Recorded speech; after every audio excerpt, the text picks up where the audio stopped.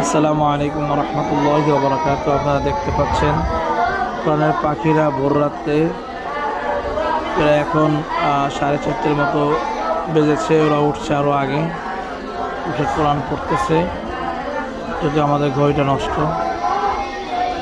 তো এইভাবে করি, বাচ্চারা রাতে উঠে কোরআন পড়ে, আল্লাহ তাআলার তাহাজ্জুদের নামাজ আদায় করে। হেফজখানা মানেই জীবনে অনেক সংগ্রাম, অনেক কষ্ট। সবাই ওদের জন্য দোয়া করবেন, আল্লাহ তাআলা ওদের যেন হাফেজ হিসেবে কবুল করেন।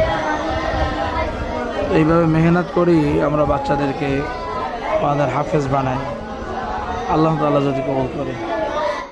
আসসালামু আলাইকুম রহমতুল্লাহি ওয়া বারাকাতুহু। আপনারা দেখতে পাচ্ছেন প্রাণের পাখিরা ভোর রাতে এরা এখন 4:30 মতো বেজেছে। ওরা উঠছে আরও আগে, উঠে কোরআন পড়তেছে, যদি আমাদের ঘড়িটা নষ্ট। তো এইভাবে করি, বাচ্চারা রাতে উঠে কোরআন পড়ে, আল্লাহ তাআলার তাহাজ্জুদের নামাজ আদায় করে। হেফজখানা মানেই জীবনে অনেক সংগ্রাম, অনেক কষ্ট। সবাই ওদের জন্য দোয়া করবেন, আল্লাহ তাআলা ওদের যেন হাফেজ হিসেবে কবুল করেন।